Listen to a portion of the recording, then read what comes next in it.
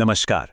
कभी सोचा है कि सूचना का अधिकार यानी आरटीआई का इस्तेमाल करके हरियाणा के किसी भी सरकारी अधिकारी की प्रॉपर्टी का पूरा कच्चा चिट्ठा निकाला जा सकता है?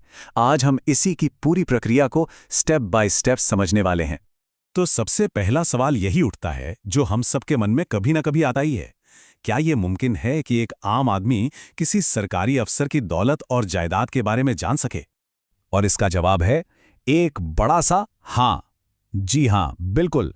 कानून आपको ये हक देता है और बस ये जानना ही अपने आप में एक बहुत बड़ी ताकत है। तो चलिए सबसे पहले इसकी जड़ को समझते हैं। आखिर ये जानने का हक है क्या और इसमें क्या-क्या शामिल है?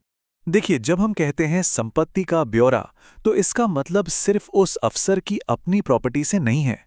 इसका मतलब है हर वो संपत्ति जो उन्होंने खुद घोषित की है, और इसमें उनके परिवार के आश्रितों की संपत्ति भी शामिल होती है। और मजे की बात यह है कि आप जान क्या सकते हैं। चल संपत्ति मतलब कैश, बैंक बैलेंस, गाड़ियां, शेयर्स, सब कुछ।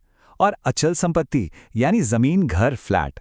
और इतना ही नहीं, पति या पत्नी और डिपेंडेंट बच्चों के नाम पर जो भी प्रॉपर्टी है वो भी इसी दायरे में आती है। लेकिन ये जानकारी मिलेगी कैसे? यहीं पर आता है सबसे जरूरी शब्द, एक ऐसी चाबी जो सारे ताले खोल देती है, और वो है जनहित या पब्लिक इंटरेस्ट। यहां कानून एक बहुत ही कमाल का बैलेंस बनाता है। एक तरफ है किसी की निजी जानकारी जिसे आरटीआई का सेक्शन 81J प्रोटेक्ट करता है, लेकिन दूसरी तरफ है पब्लिक इंटरेस्ट, और जब भी भ्रष्टाचार का जरा सा भी शक हो तो जनहित हमेशा प्राइवेसी पर भारी पड़ता है। और ये कोई हवाई बात नहीं है, ये खुद सुप्रीम कोर्ट और कई सूचना आयोगों का फैसला है। उन्होंने साफ साफ कहा है कि सरकारी अधिकारियों की संपत्ति की जानकारी कोई निजी मामला नहीं, बल्कि ये सीधे सीधे जनहित का मामला है।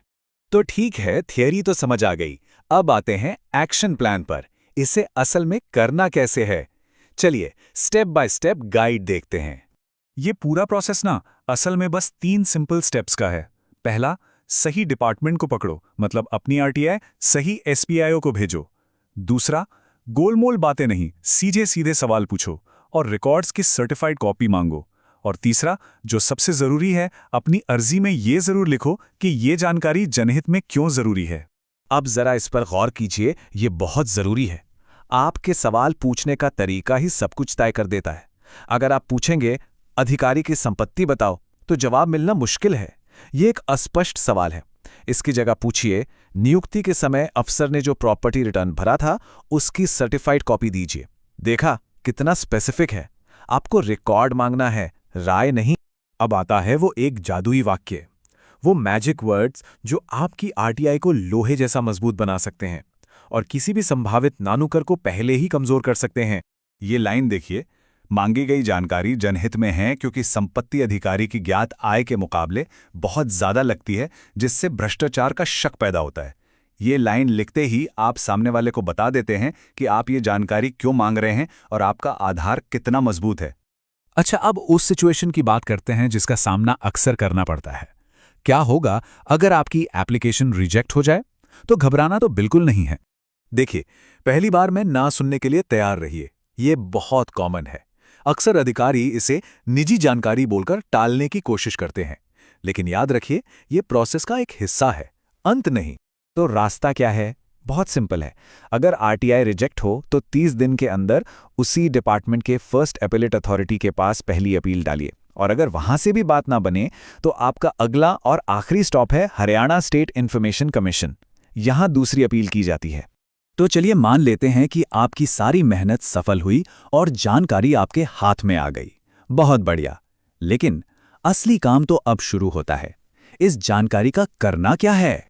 अगर आपको मिले हुए डॉक्यूमेंट्स में कुछ भी गड़बड़ लगती है, जैसे आय से ज्यादा संपत्ति या कोई जानकारी छिपाई गई है, तो आपके पास एक्शन लेने के कई रास्ते हैं।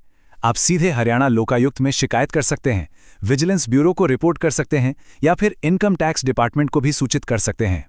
एक बात गांठ बांध लीजिए, आरटीआई से मिले ये कागज सिर्फ कागज नहीं है, ये पक्के कानूनी सबूत हैं। इनकी वैल्यू कोर्ट में भी होती है। तो सोचिए, एक तरफ आपके पास हैं आरटीआई से निकाले गए ठोस दस्तावेज, और दूसरी तरफ आप उन दस्तावेजों को लेकर एक सही जगह पर शिकायत दर्ज कराते हैं, जैसे कि लोकायुक्त में। तो इन दोनों को मिलाकर जो बनता है वो है जवाबदेही का एक ऐसा मजबूत केस जिसे नजरअंदाज करना लगभग नामुमकिन हो जाता है। यही है सूचना की असली ताकत।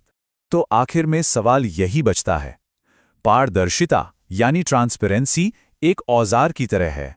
अब ये हम पर निर्भर करता है कि इस औजार का इस्तेमाल कैसे किया जाएगा।